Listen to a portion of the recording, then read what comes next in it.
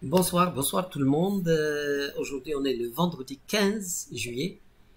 Et donc, c'était le jour de l'expiration de plus de 2 trillions d'options.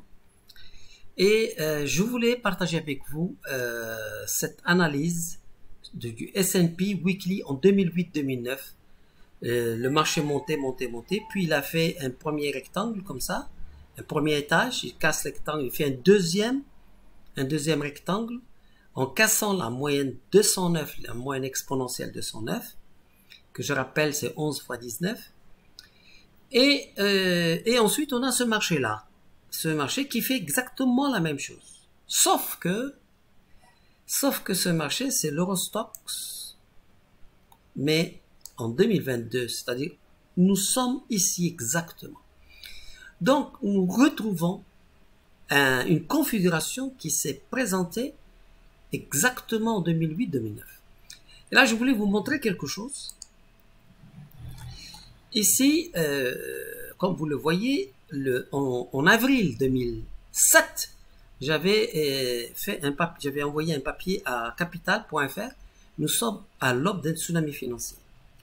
Et ce que je veux vous montrer ici, c'est que je dis aujourd'hui le marché boursier souffre d'un dysfonctionnement qui ne peut pas durer éternellement. Le principe naturel des vases communicants a disparu. C'est exactement le cas aujourd'hui. Dans un marché sain, quand les actions montent, les obligations baissent, quand les bons de trésor chutent, les matières premières montent, etc. Mais depuis 10 ans, on assiste à un phénomène étonnant. Tous les secteurs progressent partout dans le monde. Il y a donc anguille sous roche. L'explication est simple, un excès de liquidité inédit gonfle tous les secteurs boursiers, y compris l'immobilier et l'art. Cette surliquidité prend sa source au Japon. Et en fait, on est en train de vivre exactement cette situation-là. Il y a beaucoup de liquidités, tout monté, et maintenant on se retrouve à changer de cycle, et tout va tomber. Les obligations vont tomber. D'ailleurs, on le voit, je l'avais montré dans les dernières vidéos, où les bons de trésor, les indices, tout est tourné vers le bas. Et je vous rappelle aussi ici que j'avais prévu que l'or allait monter puisque on était à 750 et j'avais dit qu'il allait s'envoler pour dépasser ses plus hauts historiques 850 et même aller dépasser 1000 et on est à 1800. Bon, donc c'était la belle époque et grâce à cette analyse-là et le centre de gravité Belkhead, j'ai pu obtenir en 2009 le trophée or de l'analyse technique et graphique à Paris.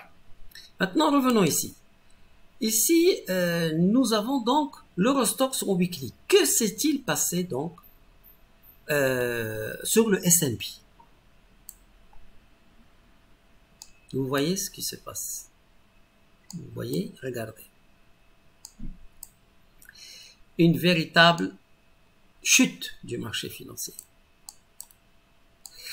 Et donc, on peut s'attendre d'ici la fin de l'année, peut-être en septembre, comme ici, c'était en septembre, nous pouvons nous attendre à une très grande chute, bien plus importante que celle-là, puisque les marchés ont vraiment exagéré. La liquidité qui a été envoyée sur la planète Terre n'a jamais été aussi immense, et donc c'est normal que lorsqu'on va retirer cette liquidité, les châteaux de cartes vont tomber.